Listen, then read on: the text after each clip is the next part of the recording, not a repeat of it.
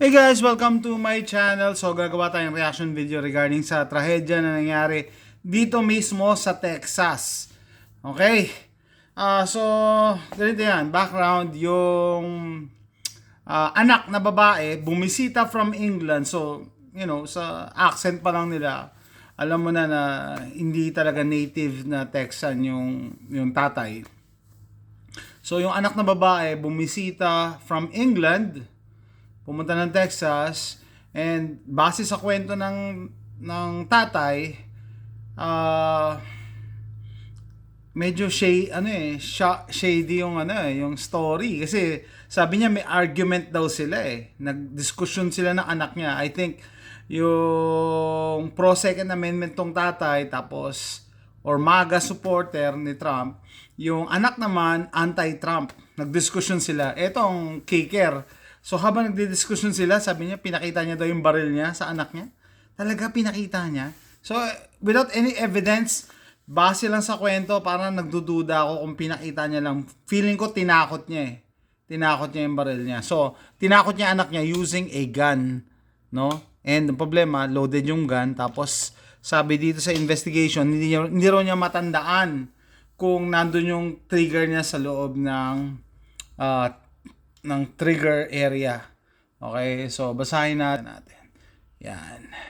So ito yung sabi nga, kaya tayo gumagawa ng mga ganitong videos. We should learn from history, otherwise history will repeat itself, 'di ba? Sana hindi na maulit. Okay, so ayun, ganda pa naman anak niya, no?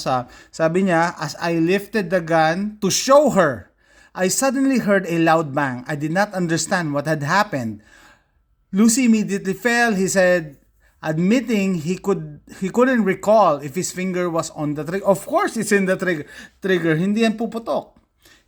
Shot and killed his own daughter over an argument about this country's current administration. So, nakakapagduda lang kasi, habang nagtatalo kayo, maglalabas ka ng baril para ipakita sa anak mo.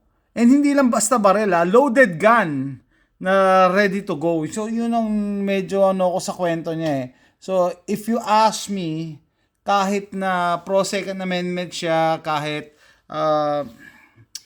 sinusupport niya si Trump, I think dapat makasuhan to. Sadly, hindi pa siya nakakasuhan. Sandali, adjust ko lang yung camera ko. Sadly, hindi pa siya nakakasuhan.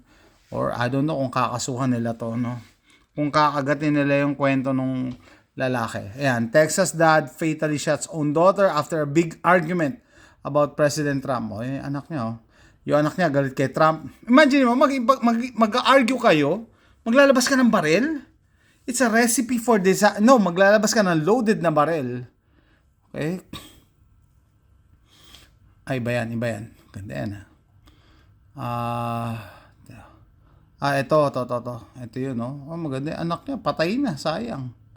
Anyway, gusto maano yung video para marinig yung boses ng tatay.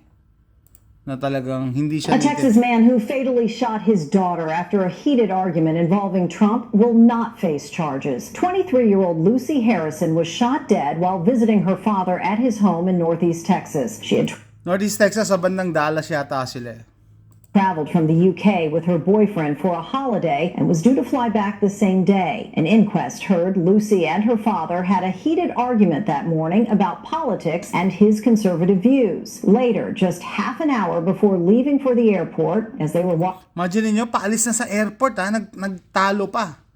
Tapos ito namang tangang tatay na to, naglabas pa ng baril. watching a TV report about gun violence, her father led her into his bedroom to show her his new gun. Moments later, a shot was heard. He So pinakita mo yung baril na nakatutok sa anak mo, na loaded? Ay nako. told police the shooting was accidental, claiming the gun fired on its own as he Unless SIG P320 yan, hindi ako maniniwala sinasabi mo. lifted it to show her. The court also heard he was a recovering alcoholic who relapsed that day, drinking several Relapse. So, ayun pala, no? Kaya pala, lasing pala si Pogi. Alcoholic na na uminom siya ng araw na yun kasi masama loob. glasses of wine. Despite the circumstances, a Texas grand jury declined to indict him, while a British court later called his actions reckless and unlawful. Sayang hindi pinakita yung yung actual na na ano nila. Sandali hindi pala to. Merong actual video nung lalaki. So,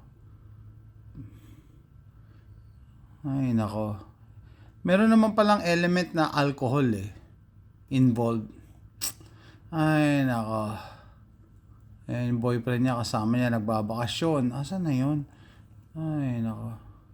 Mahanap niya yan yung nagsasalta yung tao. Ayan. She was just about to go to the airport. Who is she to y'all? That's our daughter. Yan yung accent niya. And we were getting ready to go to the airport and we were talking about guns and she said, "You got a gun?" I said, "Yes." I got it out and it just went off as she stood there. Like, as I pulled it out, it went off. Okay. It must have been, obviously. Did you put the gun on the bed? I put it on the bed straight away, yeah. Where was it at? It was in the... Ang advice ko sa inyo guys, pagka nangyari sa inyo to, no? Wag muna kayo magsasalita. Kita nyo, rattled pa siya. Rattled pa, mataas pa yung adrenaline or yung stress. Kung ano masasabi mo, and later on, pagsisisihan mo yung mga sinabi mo. bedside cabinet. Okay, yeah, like a little. You just keep it In a locked box. Okay. And we took it out to look, and just as I picked it up, it went off. Okay. Ma'am, I'll have you step over here and we'll come over here. Ganda ng bahay nila. Are they involved? Can somebody go? Yeah, we'll get it figured out. I got you. Yep. Here, I just want to see, so if they have to come out, because there's like Because they're about to go back to England, so she's not Well, she's not going. going there. Okay. Are Is you, this her boyfriend? okay, boyfriend? Okay. Ex-boyfriend na ngayon Stop yan. white face here, making me all pretty. Yeah, we got it. More than likely, honestly, she's probably going to go to Plano. Based on what's in the injury. Anyway, hanapin nyo na lang yan, no? Yan, nakakaduda yung kwento niya na paalis na yung babae, tapos nag-argue sila, tapos papakita mo yung baril. Paano ka ba magpakita ng baril? Naalala ko sa scouting ng mga anak ko, 3 sila nag-boy scout, no? May proper way para magbigay ng knife.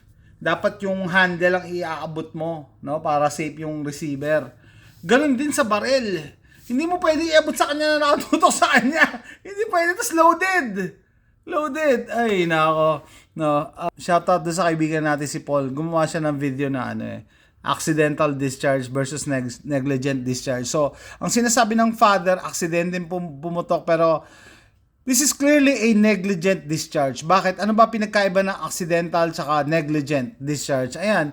So, ang negligent discharge daw ay may kapabayaan kasi na involved, no? Unintentional, although hindi mo gustong pumutok, kaso may failure to exercise reasonable care, no? Hindi, meron kang kapabayaan. Safety rules, inignore mo yung safety rules. So, sa for basic, poor handling, Ito, sa 4 basic rules of gun safety ang violate niya? 2, di ba? 2 ang violate niya doon, di ba? Una na dyan yung treat every firearm as if, hindi yan. Yung keep your finger off the trigger until you're ready to shoot. Tapos, never point at anything you don't want to destroy. Yung palang 2 na yun. 2 na violate niya. No? Sana, kaya ginagawa ko tong video na to kasi para matuto tayo, no? There's a time for everything. And delikado talaga yan yung pinapakita yung baril. Papakita yung baril. May experience yung kaibigan namin dito. May grupo daw ng mga Pilipino nag-party.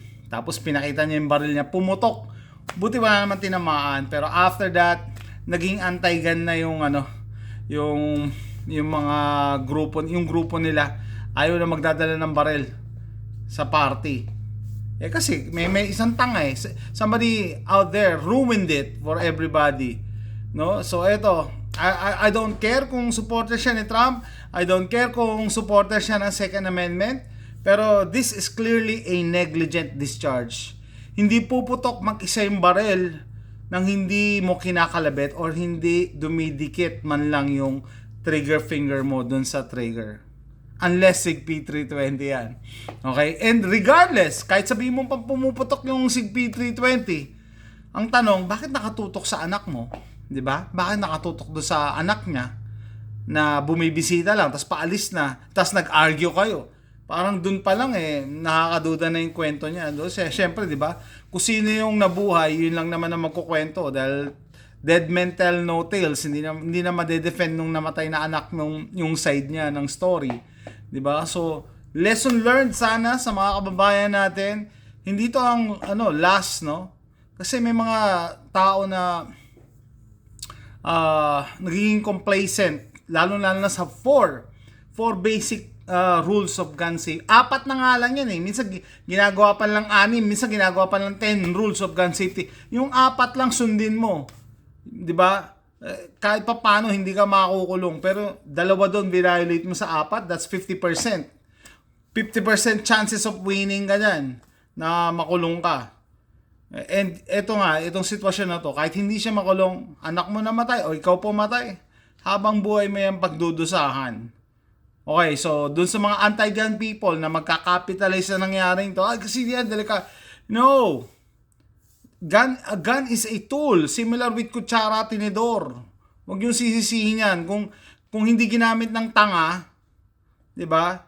Walang masasaktan. Kasi sobrang dami ng freedom niya kaya no. Sa lahat ng lugar may tanga. May mga tanga kahit sa ang lugar. Kahit walang freedom, may tanga pa din. May na-aksidente pa rin, may napapatay pa rin ng hindi sinasadya. Dahil hindi pinagana yung kanyang dahil gumana yung kanyang poor judgment. Hindi gumana yung kanyang sane judgment or sane mind na mag-ingat. Hindi siya nag-exercise ng care. Kahit kotse, kung bara-bara ka mag-drive at hindi ka nag-exercise ng good judgment, may matitegi ka dyan sa daan, di ba? Ganun lang din yon. It just so happen na barrel tong nagamit. No? Ang tanga is tanga. And sadly, yung mga taong tanga, hindi nila alam na tanga sila. So, with that, tatapusin ko na to. Let me know what you think. Always practice the 4 basic rules of gun safety. No, either gun owner ka or titingin ka lang ng baril, huwag kang papayag na nakaharap sa iyo yung baril. Patingin nga ng baril mo, ang ganda. Nakaharap sa iyo. No, huwag mo sa itapat 'yan. 'Di ba? Huwag mo sa itapat 'yan. 'Di ba? Sasabihin nung nagbibigay sa iyo, ay wala naman lang 'yan, laman. Ha? 4 basic rules of gun safety. Always treat a gun as if it is loaded. So, with that, comment down below ano pa ma-add nyo. And see you next time. Bye.